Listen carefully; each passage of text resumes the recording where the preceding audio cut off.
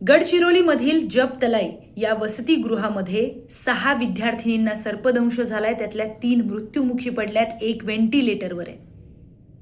या सगळ्यांचा चौकशी अहवाल आता समोर आलाय आणि या चौकशी अहवालातून धक्कादायक खुलासे आता समोर आलेत. या चौकशी अहवालात पहिला महत्त्वाचा खुलासा, JCBने त्या सगळ्या परिसराची स्वच्छता केली गेली आणि तिथे सापाचे 2 बिळ सापडलेत. याआधी प्रशासनाने कधीच या गोष्टीकडे लक्ष दिलं नाही. तिथे विटांचे ढिगारे होते, तिथे सरपणाचे साठे होते, पण या गोष्टींकडे कायम दुर्लक्ष झालं. त्यानंतर महत्त्वाचं म्हणजे या 6 मुलींना जेव्हा सर्पदंश झाला ती वेळ होती मध्यरात्री 1:30 ते 2च्या सुमाराची. त्यांना रुग्णालयामध्ये कधी नेण्यात आलं? 5 ते 5:30च्या दरम्यान. इतका वेळ का घालवावा लागला? इतक्या वेळामध्ये त्यांचे प्राण, त्यांचा जीव वाचू शकला असता का, असा प्रश्न उपस्थित होतोय. मुळात त्या वसतिगृहामध्ये काही वैद्यकीय सुविधा देखील नव्हत्या का? आणखी महत्त्वाचं, जेव्हा तिथल्या प्रभारी मुख्याध्यापकांना या मुलींना कधी रुग्णालयात नेण्यात आलं त्याची वेळ विचारण्यात आली, तेव्हा त्यांनी सांगितलं चौकशीमध्ये, मला माहीत नाही. तुम्हाला माहीत नाही म्हणजे तुम्ही करत काय होते? मग तुम्ही पगार कशाचा घेताय, असा प्रश्न इथे उपस्थित होतोय.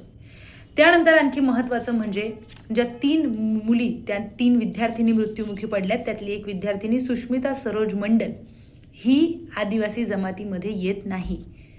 तिला तरीसुद्धा त्या वसतिगृहामध्ये ठेवण्यात आलं. त्याचं कारण असं सांगितलं जात आहे किंवा शंका व्यक्त केली जाते की पटसंख्या वाढवण्यासाठी या मुलीला तिथे ठेवण्यात आलं. म्हणजे जितकी जास्त पटसंख्या असेल तितका सरकारकडून अनुदान जास्त घेता येईल या उद्देशाने. या सगळ्या प्रकरणाची आता सखोल चौकशी सुरू आहे.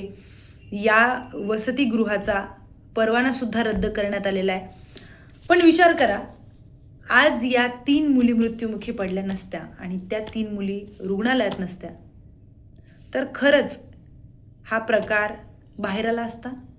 किंवा या सगळ्या गोष्टी काय घडतात महाराष्ट्रात या संदर्भात कोणी बोललं असतं का?